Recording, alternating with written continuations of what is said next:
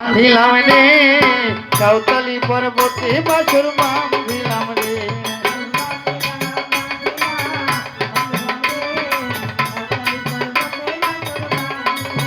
ও বাছুর বান্ধিলাম বান্ধিলাম রে সাঁওতালি পর্বতে বাছুর বান্ধিলাম রে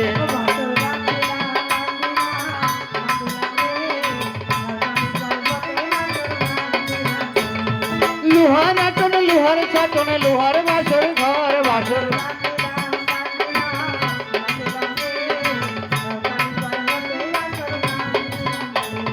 লোহার আটন লোহার ছাটন লোহার বাসর ঘর বাসর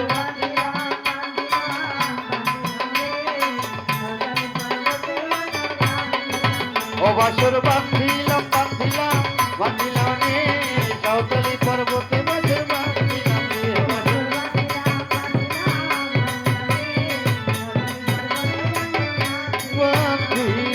রে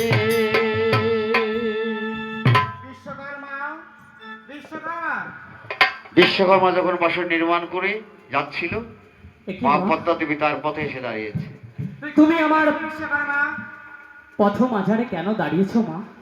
তুই কোথায় গিয়েছিলি বিশ্বকর্মা? মা গো, আমি ওই চাঁদ সদাগরের আদেশ অনুসারে লৌহময় বাসর ঘর নির্মাণ করতে গিয়েছিলাম মা।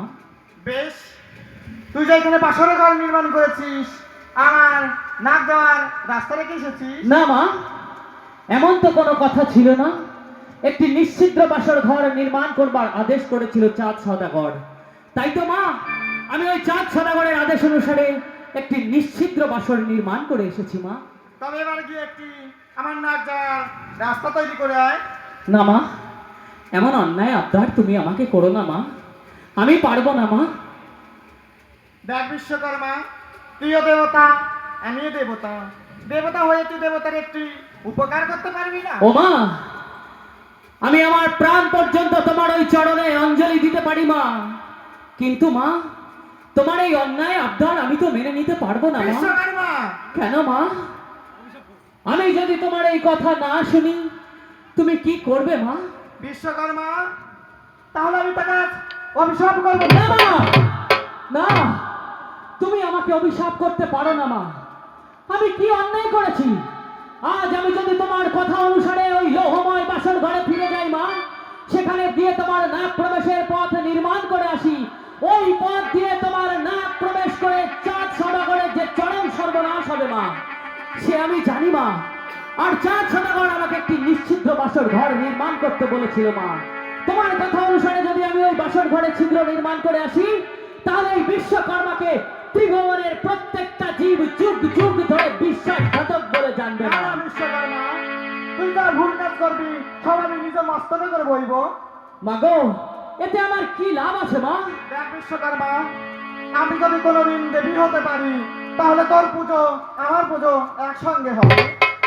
বেশ মা, এই যদি তোমার ইচ্ছা হয় তবে তোমার ইচ্ছাই পূরণ হবে, কিন্তু মা আমাকে কথা দিতে হবে, কোনদিনও এই বিশ্বকর্মার শিরে কলঙ্ক উঠবে না মা। কেউ কখনো বিশ্বকর্মাকে বিশ্বাসঘাতক বলবে না মা। বেশ, যাও তুমি এবার আমার নাক দেওয়ার রাস্তা তৈরি করে এসো। কিরকম রাস্তা নির্মাণ করবো মা বলতে পারো? বেশ, তুমি ওই সাঁওতালি পর্বতে গিয়ে ঈশান কোণে পানের ফুটায় চুনের ফুটা দিয়ে রেখে আসবে, সেইখান দিয়েই আমার নাক গণই বাসরে প্রবেশ করবে। বেশ মা, তাই হবে।